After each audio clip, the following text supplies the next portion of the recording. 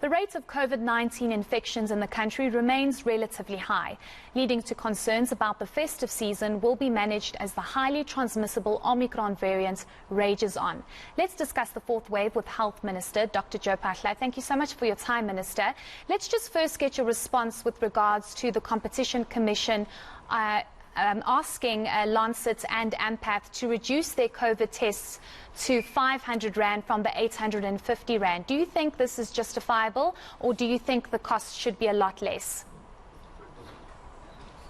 Well, we clearly would have preferred the cost to be even less, but it's a far better price than where it was at 850 Rand overall. Most of the labs charged 850 Rand, which is, so the 500 Rand, it's really quite a good reduction of, so we would be happy, of course, the cheaper it can become so that more people can be able to access the testing. But we do appreciate the work of the Competition Commission. We believe many citizens and even visitors to the country, we have had many complaints, especially neighboring countries where people come to South Africa often, and that this was getting very expensive, especially when you have families traveling. So this is quite it's quite an achievement from the Competition Commission. Yes, I mean, many would say they would rather opt not to test because it's so expensive. But let's move on to the current state of COVID-19 in the country. We saw the positivity rate dropping quite significantly yesterday when those results were released. From your assessment and what doctors and hospitals are reporting back to the Department of Health, how severe is Omicron and how severe is hospitalization this time around because of the fourth wave? Well, the numbers are definitely worrying because, in just over 2 weeks from the time when the variant was announced on the 25th of November, we just over 2 weeks now, being the 12th of December. The fact that we even touched a few days ago over 20,000 new infections in one day, that is worrying in terms of just the sheer numbers, the steep rise in the infections. But what is in a way comforting is the consistent report which we get from both the public and private hospitals that one, the number of admissions, while they have risen from the lows of where they were from end of September, October, but comparatively to the high numbers of infections, relatively the admissions are still very low. And also, most of the patients who are in admission are showing mild disease, mild illness, and also as a result staying for shorter periods. So there is a silver lining, even though the rising numbers are a dark cloud. So there is some promise that actually it may not be as bad as we all feared. Looking at that silver lining, Minister, what are you reporting back to the eNCC and to the President with regard to possible restrictions? I know you did mention on Friday that the eNCC will possibly meet either on Tuesday or Wednesday this coming week. But what are we looking at in terms of possible restrictions? If you're saying that there is some silver lining, we might have a high infection rate, but hospitalization isn't as severe as previous waves, is there actually a need for further restrictions? Well, for us to recommend to the eNCC, we depend on a number of factors.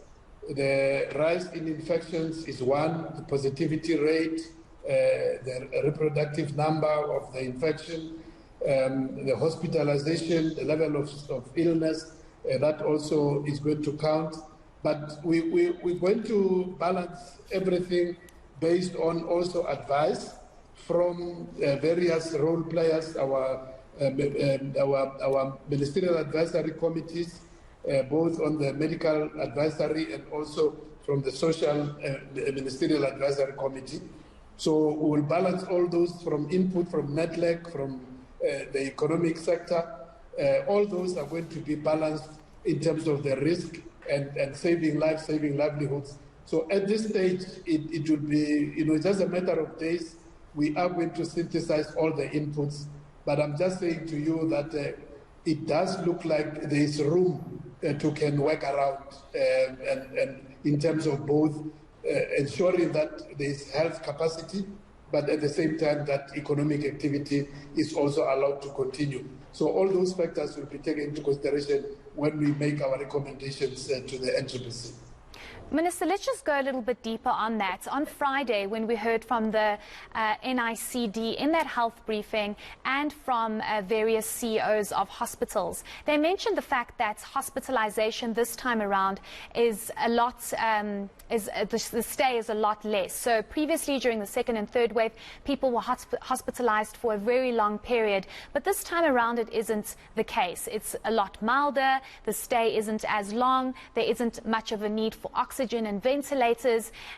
Isn't this something that government should seriously consider when this discussion is had about restrictions? Because previously it was, we need to get the healthcare system ready and make sure that it isn't burdened or it isn't too extreme in these hospitals. But this is a different picture during the fourth wave. So why implement restrictions if it isn't as severe as the second and third wave?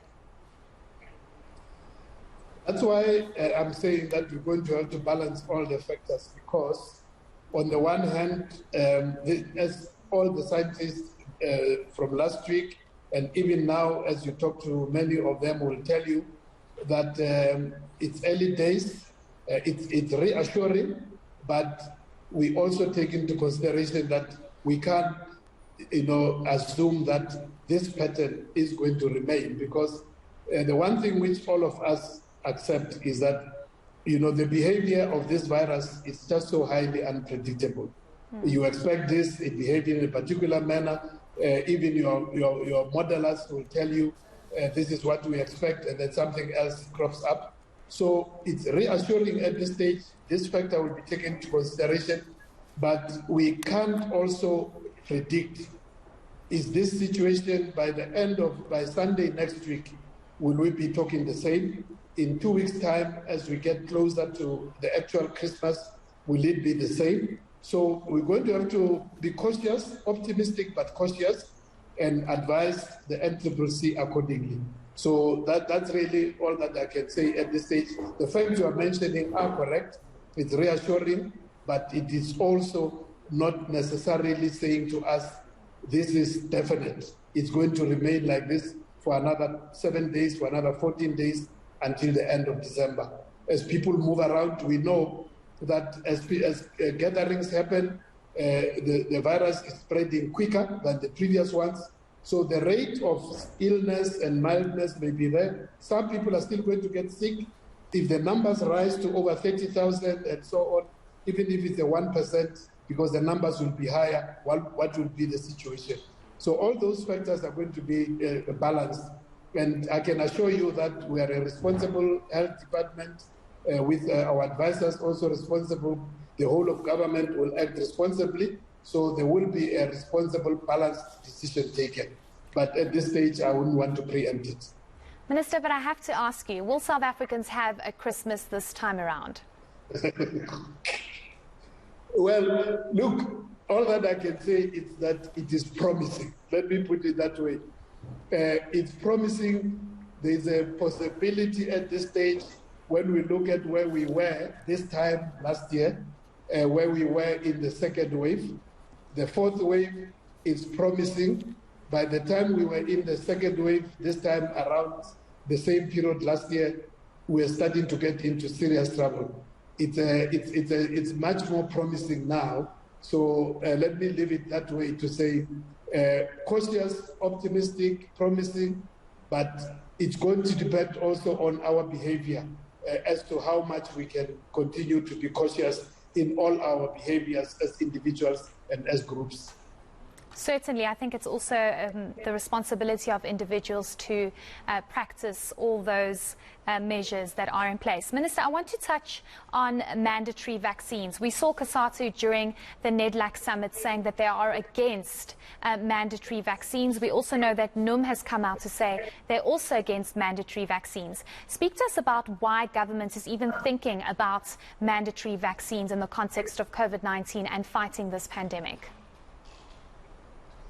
Well, the basic philosophy there is that we must balance again individual rights and rights of the whole of society, whether in social gatherings or in social activity, including what may cross between social and economic. If you look at some of the activities, like your recreational activities, restaurants, and so on, they are both social and economic, and they affect not just individuals. If you go into a restaurant, for example, or a cinema, or a performance in a cinema or a sports activity, you are there in your individual capacity, but you interact with other people. Similarly, in a work environment, you have your individual rights, but you don't work alone, you work with other people. So the reason why this is becoming relevant is because of the fact that we now in a situation where it's very clear that simply just leaving it to individual personal volition is not adequate, because you may have your rights, but you also have to protect others around you. So that's the reason why the question of certain settings in work environments, in all those settings which I've mentioned, how do we go forward? Because it's very clear that this virus is going to be with us for a long term, and vaccination is key in terms of even what we are talking about, the fourth wave now. Vaccination is playing a major role. So how do we make sure that that balance puts responsibility on the individuals and in the collective? That's the relevance of why we can't ignore mandatory vaccination in certain settings. Minister, speak to us about the important role that you believe vaccines play in fighting COVID-19. Speak to us about the actual stats that are coming through with regards to how the second and the third wave differ from the fourth wave, because of how many people have actually been vaccinated. Just help South Africans understand the role that vaccines are actually playing, so that we can understand how important it is to get vaccinated. We have said it many times that the important role of vaccines is basically in making sure that even as an individual, when you do get infected, your likelihood of being seriously ill, ending up seriously ill in hospital, needing oxygen, needing a ventilator, and possibility of even dying from the virus gets reduced significantly. Because of the boosting of the immune system, the body is primed to produce more immunity. And as our medical scientists have said, both in terms of antibodies produced, but also in terms of the other cells, the T cells, which are produced by the body in protecting you against severe illness. That this immunity system is primed when you do get the vaccination over and above your own natural immunity, even if you have had the virus infection before. So we can see the results of that even now. Clearly on the third wave, our health workers who had been vaccinated the beginning of the year, when the Delta third wave descended on us, very few of the health workers got sick, very few of them got admitted, and even the teachers and others in society who have been vaccinated. And we could see that not only in South Africa, but in other parts of the world. Even now, with what looks to be a highly transmissible, this Omicron driving the fourth wave, even those who have been infected, those who are vaccinated, generally, a majority of them have had mild illness. And when you look at our admission stats, whether in private hospitals or public hospitals, in GP rooms, the pattern is the same, that while this one has had the risk of what is called breakthrough infections, infecting those who have had the virus before, and even those who have been vaccinated. But those who have been vaccinated, even when they got the virus, they have not, in large majority, been seriously ill. That's why in both public and private, 70% of the admissions remain those of unvaccinated. So that's the protection which these vaccines provide. Sure. Minister, if you could just briefly answer this question. There was a worrying trend about a week ago regarding those under the age of 5, even those under the age of 19 being hospitalized. Is there a need from government to try and make vaccines mandatory for this age group? We don't have the scientific, all the scientific information at this stage.